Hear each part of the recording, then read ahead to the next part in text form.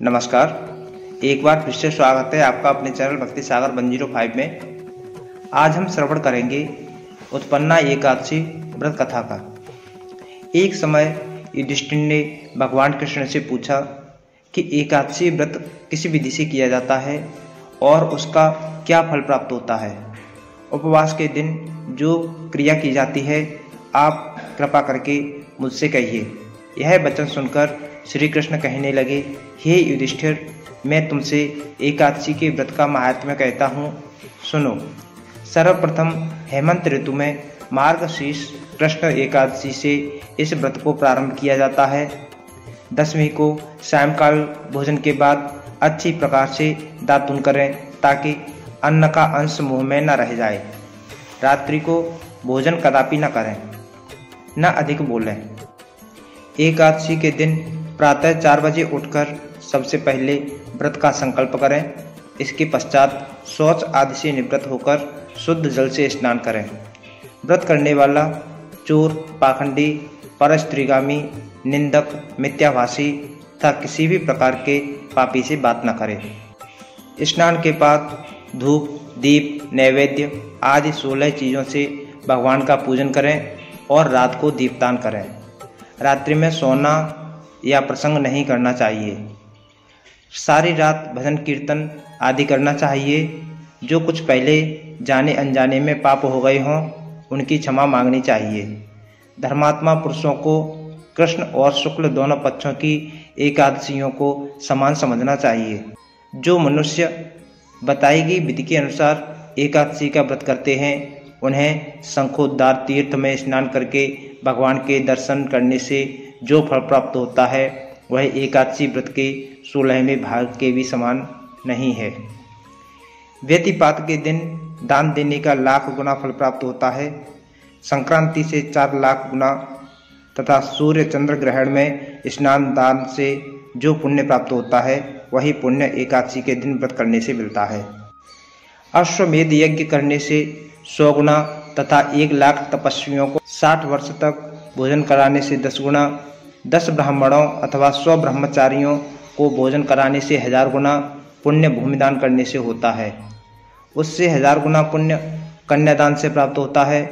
इससे भी 10 गुना पुण्य विद्यादान करने से होता है।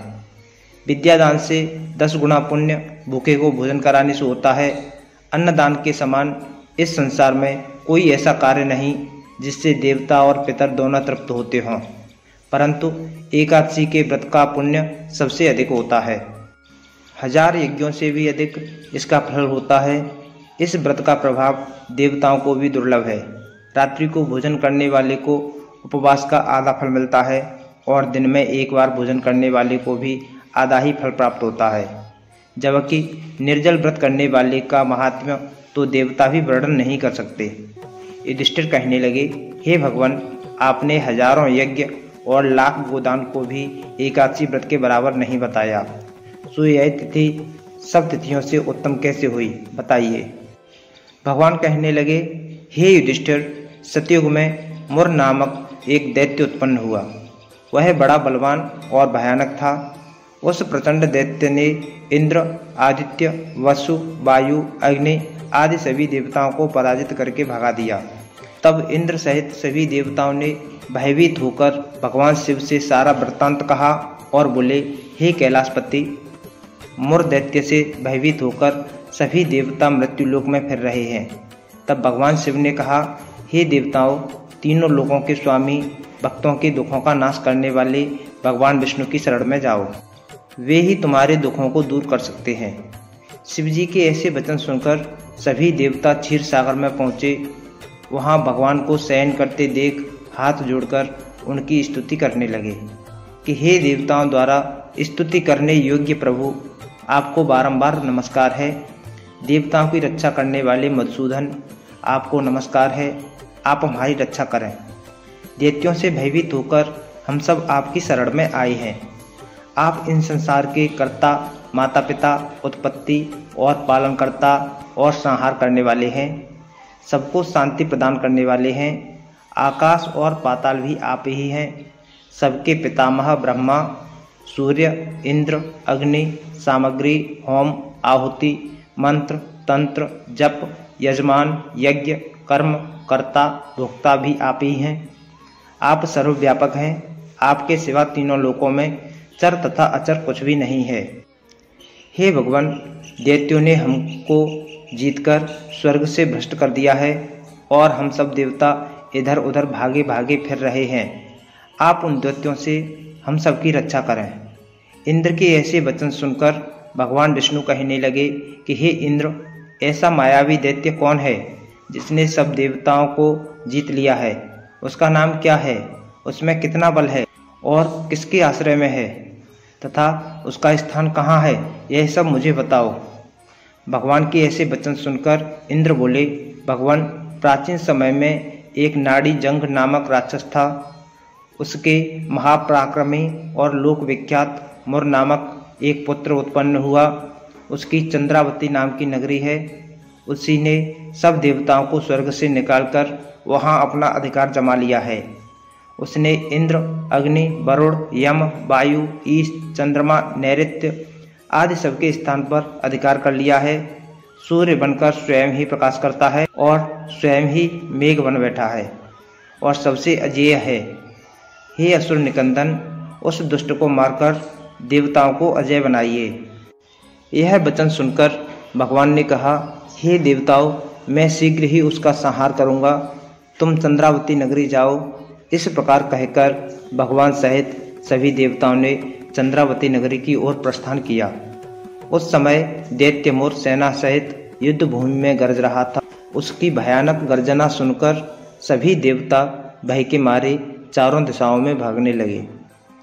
जब स्वयं भगवान रणभूमि में आए तो दैत्य उन पर भी अस्त्र शस्त्र आयुध लेकर दौड़े।